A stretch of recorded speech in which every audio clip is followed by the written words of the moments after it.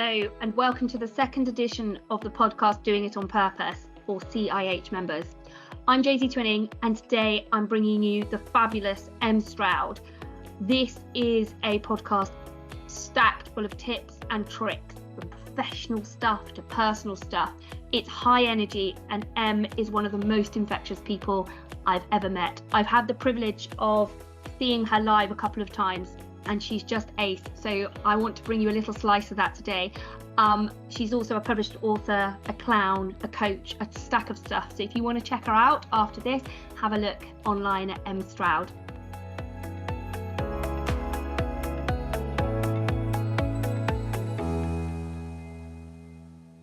Hi, Em. Hello, you. How are you? I'm really good. How are you? I am very well, thank you very much. I'm just turning my emails off so it doesn't bing. What is going on in your world? I'm knackered. I got the sleeper train from Edinburgh down to London yesterday. I was in London for like 7 hours and then came back up on the train. So I spent something like 17 hours out of 24 on the train. I was like, oh wow, it feels like in the twilight. I could have got to Oz like you did in that time. Yeah, travel. And I think it's also that thing, we're just not used to it in the same way. So because we're not used to it in the same way, it's actually really good because we go, oh, yes, it tires us out. So we need to look after ourselves. So that's exactly what I thought. Maybe we should start here. So Right. I realised that that I'm now, whether it's age, I'm 42 and I'm perimenopausal, or whether I'm not that and I'm just not used to travelling like you said, but I'm knackered. I've done it like 6 weeks on the trot, and I suddenly realised I have to then build in time for my schedule to recover and take care of myself. And if I don't do that, I'm kind of evil to myself and to everyone around me. So that building that bit in is really important. Did you have to do that after Oz? Yeah, I purposefully had 4 days where I wasn't doing anything, because the thing is right, if we don't, I think this is always the challenge, and obviously sort of thing, it's the challenge. If we don't put in that space to hold ourselves, we either burn out, or we get sick, or we become the worst version of ourselves. And yet somehow in the business world, that's not prioritized. It's like we just go there and you come back and then you can do a full day of meetings, and then you can do that, and then you can do that. Oh, and then you can have kids, and then you can do this and you can do that. And it's like, no, actually, if you want to be brilliant, you actually do have to do that, right? You actually do have to go. If I've been traveling all day, so if I took, a gig that I would do, I will only ever do a speaking gig in the day, and then that's me done. Because how could I, and this is where I kind of think the theatre world is really useful for the business world to think about, right? Okay. Because in the theatre world, nobody would expect somebody who's on the West End stage to have a full day of doing meetings. But in the business world, you might be, but Josie, could you go off and could you go and do a talk at this particular event that we're hosting? Could you do an hour-long talk at that? And then around that, you would then still be expected to go and have meetings all day. And that, to me, is one of those, again, another element where we properly don't look after ourselves, because there's none of that. How do we hold ourselves during these processes? How do we actually create more space so that we can look after ourselves properly, I absolutely know. And I think understanding as a person whether you're an introvert, an introvert, extrovert. I mean, I get a little bit confused, but in layman's terms, I know that I would say I'm a bit of a tart in a very way. I love it. I get my energy from people and I love chatting. But I reach a limit. I've suddenly been doing it, and it is a type of performance. So you make the reference in theatre to business. You have to, or I believe you have to bring it, not in some dramatic way. I'm not sure I agree with the phrase you should sing for your supper a little bit, but there is a bit where you have to bring what you're paid to do, and it's a contract, isn't it, in the business world? And yet you need to build in that time where you go, okay, to bring my next best bit, I now just need to rest, and it's a legitimate part of working that cycle. And yet you're so right, it's not always valued, and you would feel, even now, and I'm 42 and I've been around the block in work and stuff, I feel guilty. There's that guilt if you're not working. And so that's fascinating. You're right, because a West End star would do possibly on a Saturday a matinee and an evening, but nearly always it's only one show, and you're gearing up and saving your energy for that one huge performance.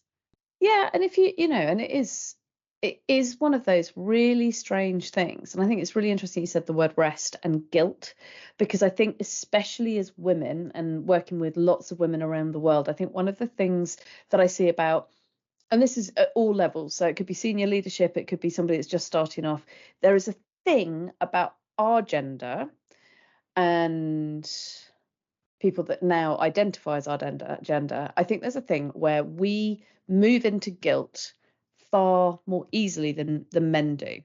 And I think there's this strange sort of, and who knows why that is, whether it's because of how we were raised or how culture is and the patriarchal society, who knows, there's loads of different factors that would contribute to it. But the thing for me, if I think about my sort of more coaching hat, is that quite often if a man, and I'm generalizing here, right? But if a man goes, right, I need a bit of extra support, they'll go, cool, I'll go and find it and I'll go and get it because I get it, because that's what I need. I need some extra support. I need a bit of coaching. This is what I'll do, right? And it's normally a very transactional process to then start the deep transformational work, right? Whereas with a woman, there's so often, well, I've got to go and think about it because I've got to decide whether I want to spend that money on myself. And even just getting to that point of I am going to invest in me is like, oh, but I've sort of thought I should probably save that money, if they're paying for it personally, because I've got the kids and I've got all of this. And it's like, why is that? It's like, why is that? And I don't know why, Totally. but it's something we've got to change, right?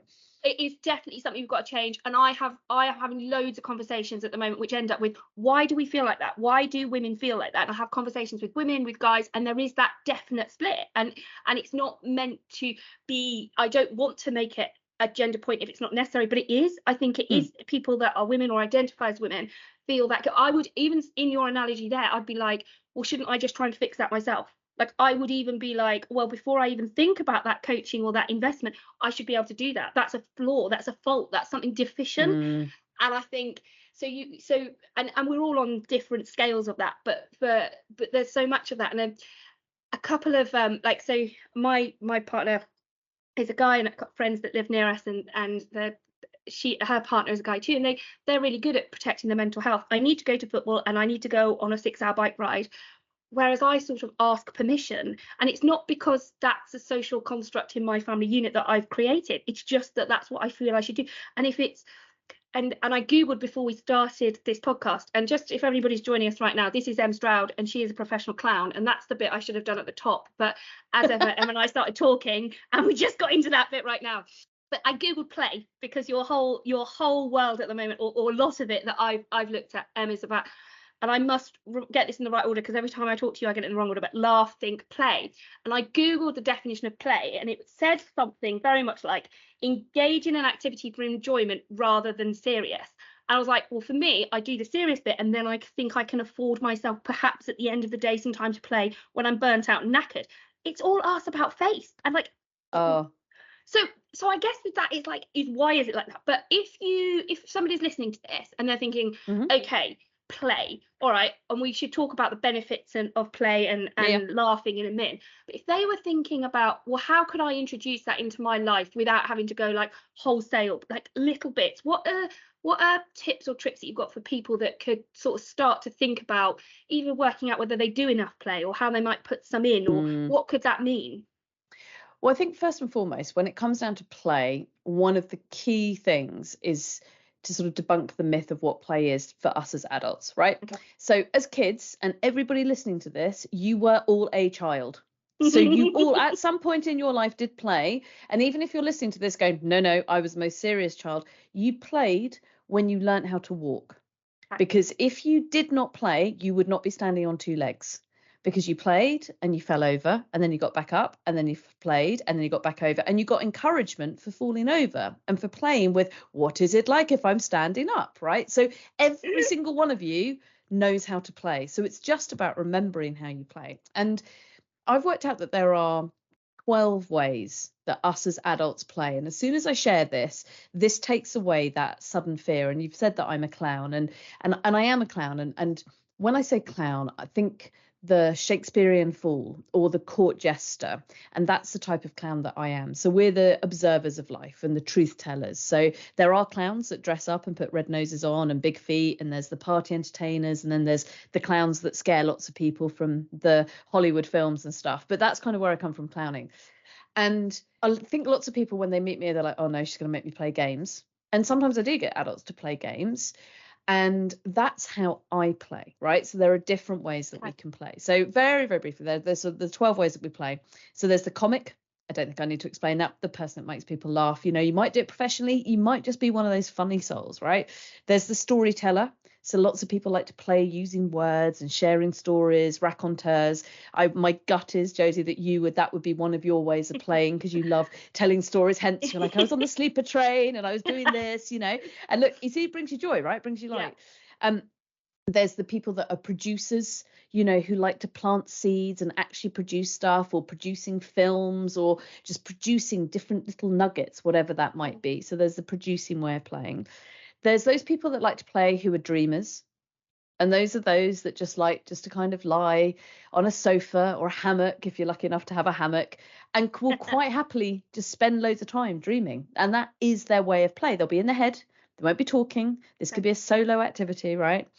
Then there's those people that like to play who are keepers, you know, those, and I've got a little bit of this. Like I love kind of keeping kind of like records and stuff. I'm getting back into my vinyl. That's kind of my collection, that kind of thing.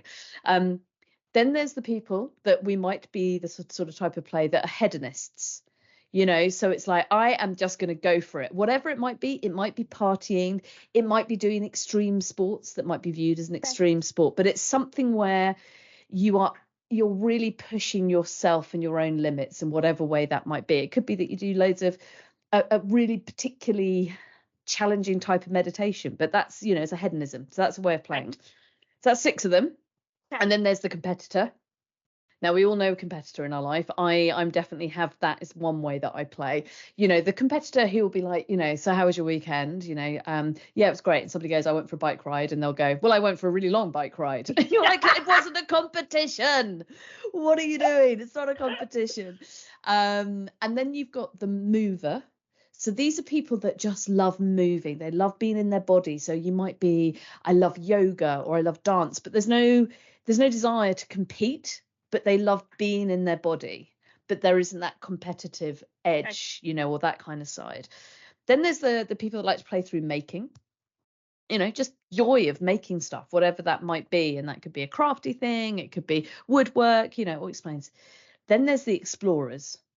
Now, the explorers are those type, yes, that might be the travelers, the people that like to go and visit different places. But exploring as a type of play could be that type of person that loves getting involved in Google and then suddenly loses 3 hours of their life exploring a whole bit of history and like, I did not know that meant that. And then this meant this. It's like, what? And then the last 2 ways that we play is there are the people that love to play who are spectators. Because if you think about it, you know, if you don't have an audience in a theatre, to use some of my world, it's not theatre. If you love sport, but you perhaps don't want to play and you don't want to be in your body, but you enjoy it because it gives you something, it is an actual way of playing because you are contributing to the energy by your presence, by being there. Sort of immersing yourself in something else that's going on, but you're part of the overall thing. Exactly. Okay. Think about why we go to festivals. Yep. Half the reason we go and watch gigs is because we want to spectate and we want to feel. And then we might move into moving, but we might not, right? And then the final one, and this one is so far from me, I can't begin to tell you. But I remember the first time when I shared these 12 ways of playing with an audience, and this woman came up to me and she went, finally, somebody is telling me that I actually play. So this is the organizer. Now, these are the people that love a spreadsheet, that absolutely adore kind of putting things into columns, making things neat, doing stuff, and they revel in it. And for them, it is proper play. Now, for someone like me, that's not play. No. But for someone like that, that is play. Okay, so you have made that utterly accessible, because as you are talking, before this I was like, God, I'm not silly. You know, one of the fears I have as a mum is I'm not playful, and I shouldn't have that narrative because I'm creating a story in my head, right? But I'm not playful. I don't want to get on the floor and play with sheep, and I don't want to do this. But like, actually, I identified with like something like, I am definitely the person on the sleeper train that then Googled the history of the Caledonian sleeper and went through its entire history and now want to collect all the memorabilia. So I'm ticking all that thing, and I'm a maker and all that kind of stuff. I'm a bit of an organizer, not on spreadsheets, but certainly like my cutlery drawer. I've got a week off and I really want to organize it. And for me, that gives me like good endorphins. And, you know, so what that shows me is that the play is not, it doesn't have to be what you might call frivolity. It can be stuff that so if you were to wrap up that feeling, it's stuff that makes you happy, stuff that gives you enjoyment, and all of those things that you talk about do that. Okay. And also underneath play, because if you go back to when we were kids, right?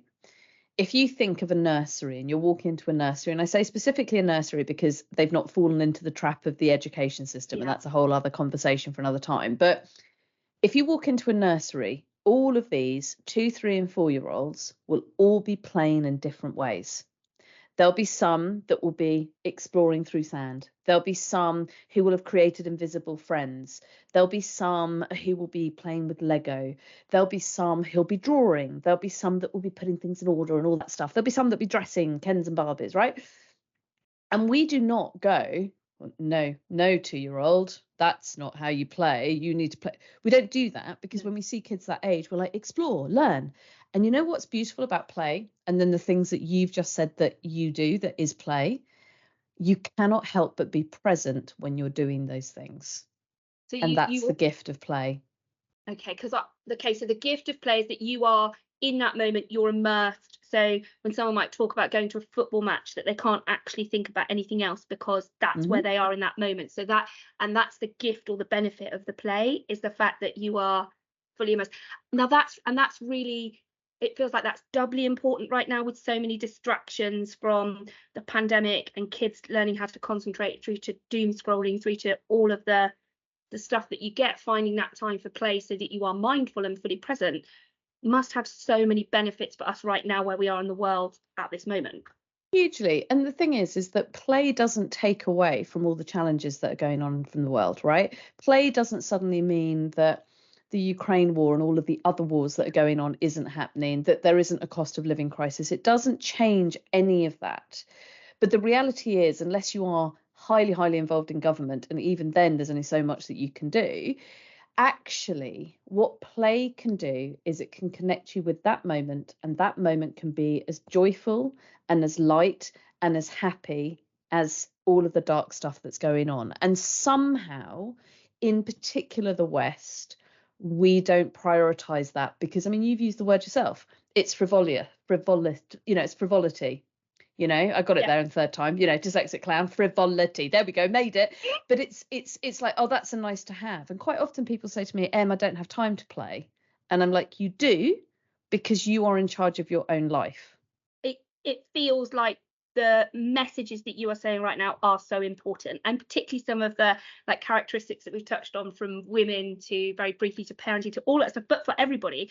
But actually, I know that when I truly prioritize a bit of time for me, I put more kindness out, and I know that when I'm being less kind to myself or to others, I probably am just empty and depleted, and you need to put that back in. So you starting to understand those triggers is huge, right, in understanding what you need. And like, if you can put that play in, then just gonna feel much better. You're going to feel better. And this is at the heart of everything that we want to do with Laugh, Think and Play. It's little pockets of allowing conscious thought to go, I matter and I want to feel better. It's just that. It's little moments. Like, I was chatting to somebody recently, and she's got this unbelievably big job, like massive job, really, really big global role, the kind of real proper big job. And she just went, I haven't had any fun for like 3 months. And I was like, right, you know what I'm going to do? I'm going to send you a little video, and it's going to be 4 minutes, and it's going to be 4 minutes of comedy of somebody that I think is very funny. And I just want you to watch it. And I sent it to her yesterday, so having a conversation yesterday, and she went, oh, thanks, Em. I just needed that. I'm not suggesting you have to change your world and suddenly everything goes and falls away and you don't have all the challenges of life. But we can. And the thing is that I've learned on my own journey is the more that we allow ourselves time and permission to laugh a little bit more and think about ourselves with kindness and then others with kindness and to play, the more we feel better. And if we feel better, we do better. If we do better, more people then feel better themselves. And then we become this kind of beacon of light, right? Oh, well, that's lush. I mean, I've smiled the whole way through this, but like, it's just so positive. A beacon of light. I want in. Do you have people that you talk to in your journey over sort of like 20 years of doing all of this work that's got you to where you are now, that they don't know what their play is, that they've like, have people does anyone ever become so lost they're kind of like, I don't even know what I enjoy, and they have to rediscover it? Completely. And this woman talks about it sort of publicly now, so I can share this story. So I remember I was doing a sort of particular workshop I was running, and it was all about impro and how impro can help in business and all of those skills of improvisation, which can. And quite often I walk in and the room of business people are generally terrified, very resistant, and like, oh no, this is going to be awful. And this one particular woman, about 3/4 of the way through, and like I say, she shares this story now. She just stood there and she just went, what have I been doing in my life? She was in her 50s, CEO of a multi-million-pound business. So success, tick, tick, tick.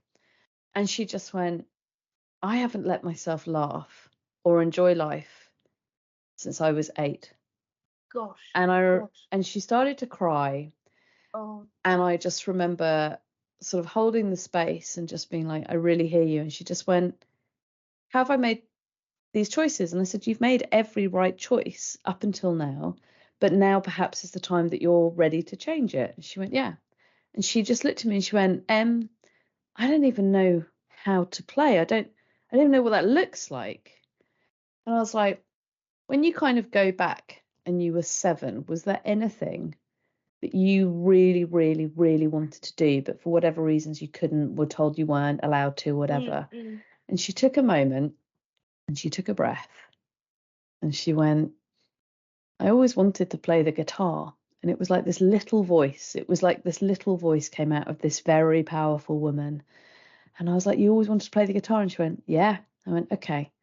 Do you think it would be possible that you could buy yourself a guitar and maybe pay for yourself to have one guitar lesson every week? She went, I think I probably could do that. See what I mean? Baby steps, not anything big, baby steps. Totally. And she then, and we're still in touch, she then has now been doing regular guitar lessons. Okay. She loves it. Yeah. And then from the back end of that, she's then like, let me use the word, which I think is really a really important word. So in order to laugh, think and play more, you've got to kind of have a little bit of a map. What does that mean? How do you do it, right? So we've identified that there's sort of 12 treasures. So 12 beautiful human words that if you give the treasure to yourself, it's like a little gift to yourself. And one of those words is curiosity. So I said to this woman, I said, right, I want you to be curious for a year to go and try stuff. It doesn't mean that you're going to definitely say, I'm going to definitely do all of these things and they're a long-term commitment. Because I think lots of adults, we get really scared about trying new stuff because we're like, what if we don't like it? I'm like, if you don't like it, what a gift to know. And like my 40 plus something year old self likes different things than my 20-year-old self liked. Yeah. But we put ourselves in boxes going, no, I'm very serious. I'm a lawyer. I don't play, or whatever it might be. Yeah. And it's like, so she went off and she had a year of curiosity. And as she did that, she went, I've explored painting. I went and I did a model making class. So basically all of the 12 ways of play, she kind of went off and did. She was just like, and all she did was one day every month, she put it in her diary, because if you don't put it in your diary, it doesn't happen. Don't put diary, it doesn't happen. She put one day every month and it was her play day. So one day, she was like, I went to a museum that I thought I was going to hate. I loved it. And suddenly, this woman is transformed. That is an incredible story. Incredible. And when you were talking about the word, I didn't obviously know what you were going to say. Curiosity, I see that in my kids, and it's something to behold. Just the curiosity of the sky, or why does this happen, or can we do this? And that ability to say yes to your kids is probably quite strong if you can, as a parent. You will try and encourage that, but to yourself, and I didn't know if the word you're going to use was permission. It's giving yourself permission to do that, isn't it? It's giving yourself that. And I know that's not the word's curiosity, but I was just thinking that it can happen in kids so much, and they don't ask permission. That's just what they do. They explore and they play. And so as a grown-up, it's that one day a week, or month, I think, one day a month, or that. And I love the idea that it can be nuggets of time or dollops. It doesn't have to be an entire strategy that you then might think you're failing at. It's just what's appropriate. Can I ask you a question? So, well, I mean, it's a podcast, so I mean, hopefully the answer is yes. It's a ridiculous question to ask you. Was there a moment in time when you realised that play and being kind and laughing, was there a moment when you're like, that's it? Or was it an organic journey over everything that you've done that's happened? And I wondered whether, like, because you're a mum and I'm a mum, and whether you reconsidered it when you became a mum, or was it Was there a moment, or was it organic, or how did it happen? I sort of feel like I've lived my life backwards. Okay. So what I mean by that is I had a far from ideal childhood. So that's British understatement for pretty bad. And there wasn't much space for me to play as a kid, and there wasn't much kindness, and truthfully there wasn't that much laughter either. And so there was a real sort of moment where I discovered how humour and being funny was a really useful superpower. Okay. And that was when I was 16. Okay. And so I injured my back, and my whole life up until that had all been about sport. Injured my back, Okay. got the lead comedy role in the school play. And I was like, this is good. And then 16, 17, and 18, I played with, how do I feel when I make people laugh?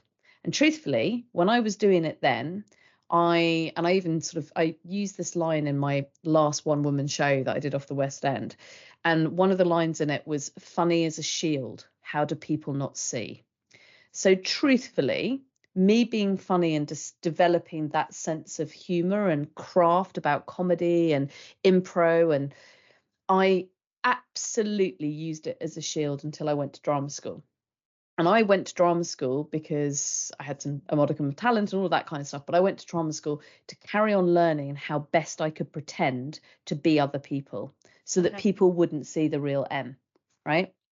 And then I got to drama school and then was like, oh, acting is actually the portrayal of truth, and you actually have to know who you are, and you have to actually do some work on yourself. And it was drama school that then it's like the most intense therapy that you'll ever do is drama school. And that then led me to start to pull off my own masks. Okay. And over time, so that was sort of my mid-20s, I went to drama school. So probably up until my 30s, I still very much use humour as a mask and a defence mechanism. And then as I've done more and more work about thinking and trained as a coach and learnt hypnotherapy and been on many, many different journeys, it suddenly became more and more apparent that all of the different pieces of all of the work that I was doing is actually, how do I use laughter so it's part of me, but I'm not scared of also about being serious and having that weightiness. And then 5 years ago, I then reconnected with clowning because I'd done it at uni.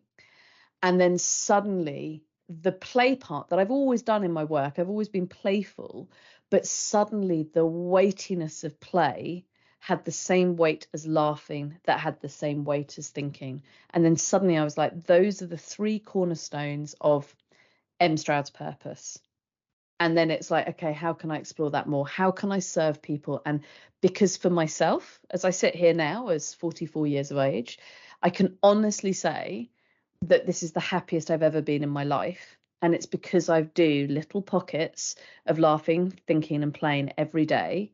And everything that we share within Laugh, Think, Play is the big global movement. It's not that I'm suddenly solved. It's not that I've got all the answers, but I have felt and feel the difference from allowing that. And as I said, from someone that came from a really dark childhood, which had all of those challenges of not being loved and all of that stuff, it's been a journey to get to where I am, so that I can sit here and go, these things matter. And if I can do it, then anybody else can do it. And it's now just a choice. And I can give you these treasures. I can share how you can play. But ultimately, like I had to do probably in my mid-20s, I go, either I prioritize these things that make me feel better, or I don't. And that's the choice bit. Wow. I'm sorry the beginning was so shit. And what you're doing is making a fundamental choice and taking responsibility to say, I choose something that's going to make me happy. I choose something that helps me be the best version. It helps me be who I want to be. And that's a super cool thing. And now you're sharing that with everybody. At the beginning, I've listened to a few of your podcasts, and at the beginning, you often ask a question, if not always. And I'm gonna ask you the question that you ask your guests, which is, if play was an animal, what would it be? That is a question you asked, isn't it? Right. So it is a question that I ask on my, checking. Thank you for mentioning my top 30 podcast, Clowning Around. I've written that down. Top 30 in the UK podcast that you do, that one, the top 30 one. That one. Yeah. Thanks. Yeah. You're good. You should be in marketing and things. You should know like how to plug things. I would have to say, because one is staring at me, I would have to say the monkey. Okay. And the monkey is actually, in many cultures, not only does it symbolize cheekiness, it also symbolizes playfulness. But the bit that I've just learned, and this was from an unbelievably beautiful shop that I went into in Australia, the monkeys are also wise. So for me, if I'm thinking about what animal play is, there's a cheekiness, there's a wisdom, and then there's a lightness. And so it would have to be a monkey. And they do it with others. And they'll also, and that's the thing. Yeah, it's the community side of it, And does that link back to something to do with bananas? There's a banana I know it theme? you're good. You're good. Yeah, she has done her research, listeners. So if you've only just started listening to Josie's podcast, trust me, she's done her research. Yeah, I hadn't made that link, but yeah, so many years ago, well, not that long ago, my first TEDx talk, I have done two.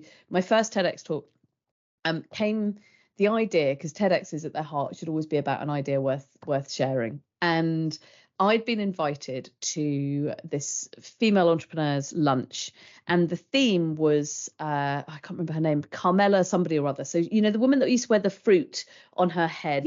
Yes. You know who I mean, right? Yes. And all of these other women who are all entrepreneurs and stuff, I knew were going to show up with like resplendent dresses with cherries on and pineapple brooches and all of this stuff, which is brilliant, but just so not me.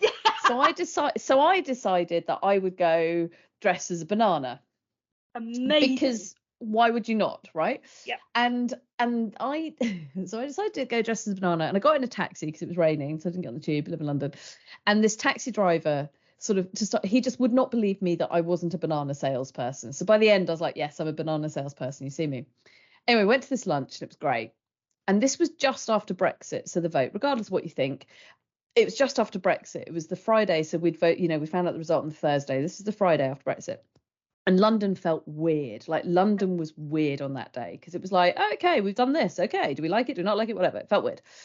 And so there I was, and I'm not a threatening banana. I'm quite a short woman, so I'm not a scary banana. So I decided that what I would go and do would just be to go out and just meet some people and just walk around the streets. Now I was going to go meet my friend for dinner. So I thought, rather than catching the tube, well, I did catch the tube, but I wouldn't just catch the tube. I'd go and walk around and do all of this kind of stuff. Anyway, because I'm not a threatening banana, unsurprisingly, all of these people were coming up and talking to me. It was like I was some sort of famous banana walking around the place.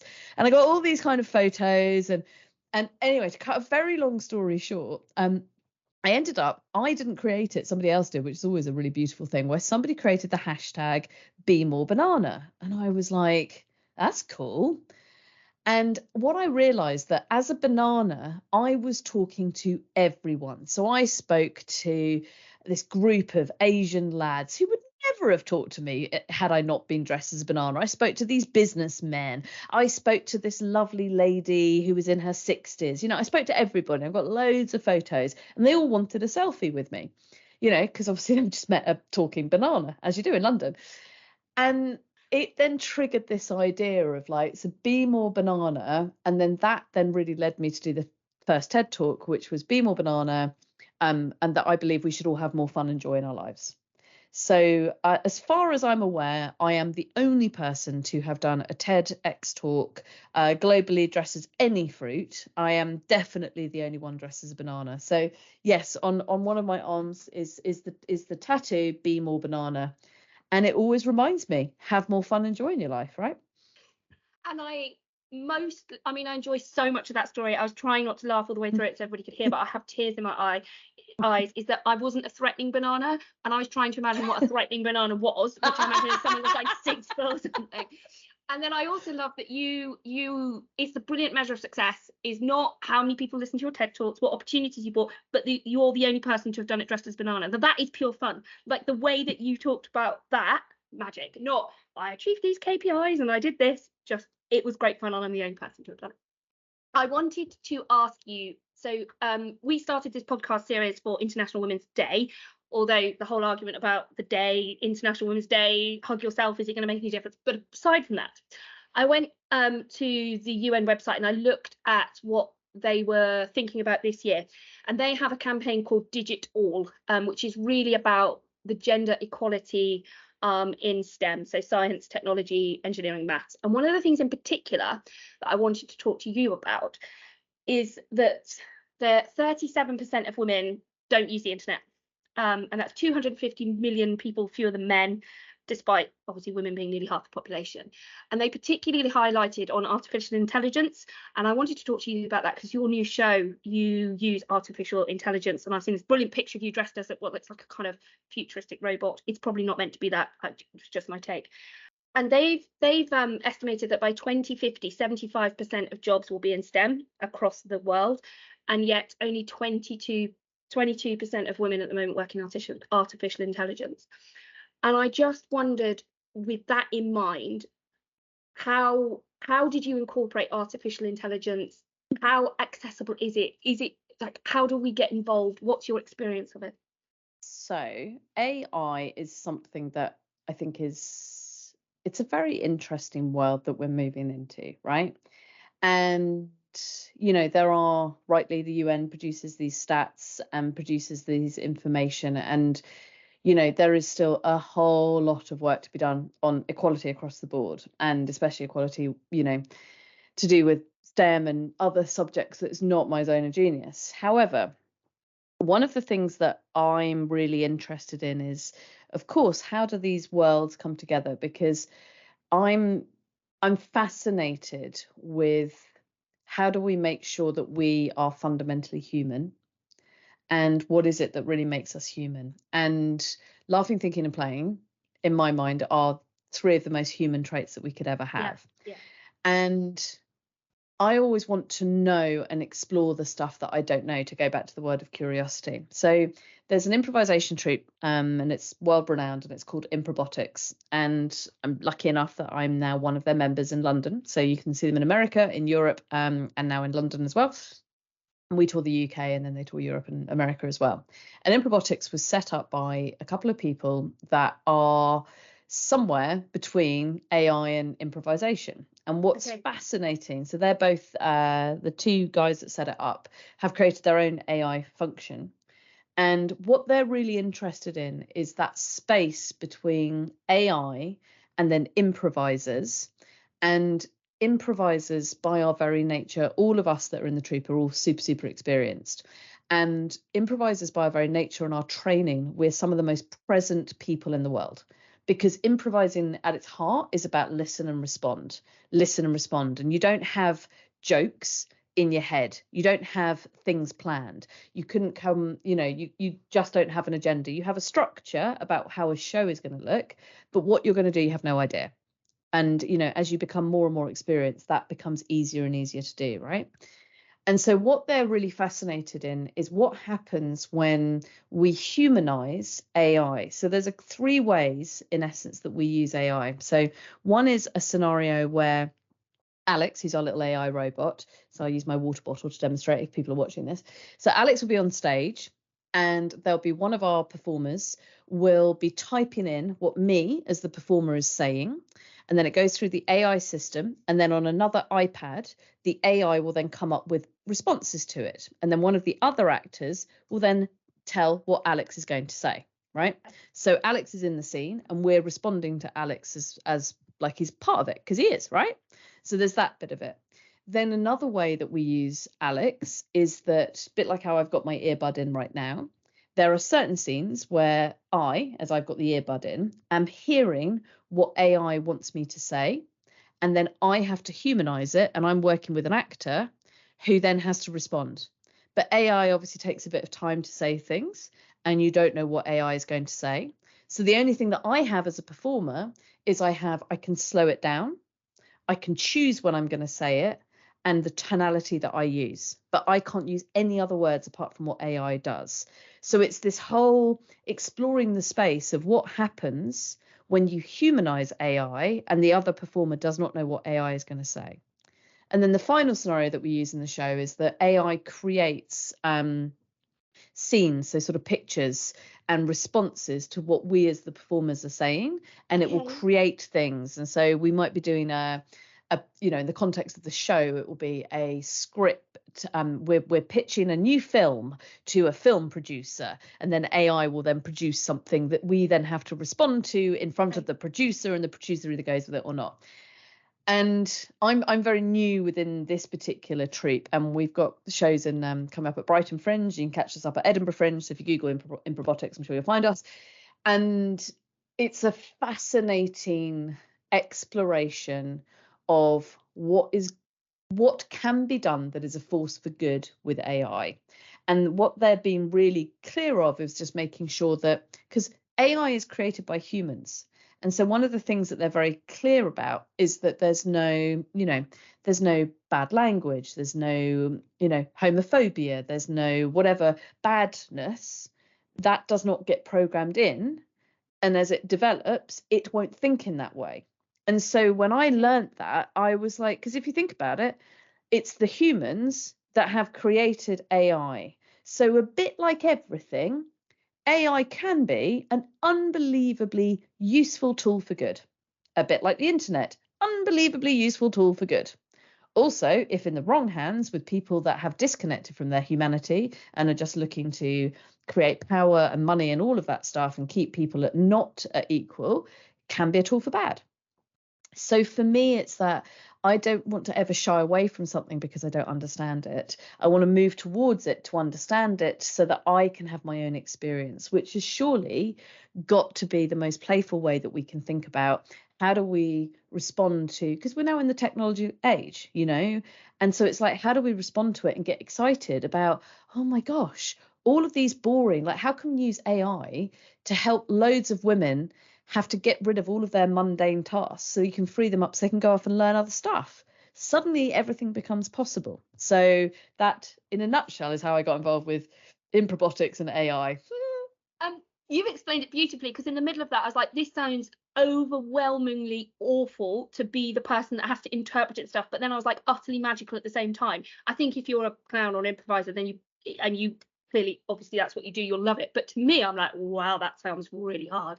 I love the bit at the end where you said, it's been programmed only with the kindness, fits so well with everything else that you're talking about, and where that goes, we probably don't even know yet, which is super exciting to be able to do that. My final question for you, unless you want to share anything, is our members, we're the Chartered Institute of Housing, and all of our members are professional people who work in housing. And you've done a couple of bits of work with us.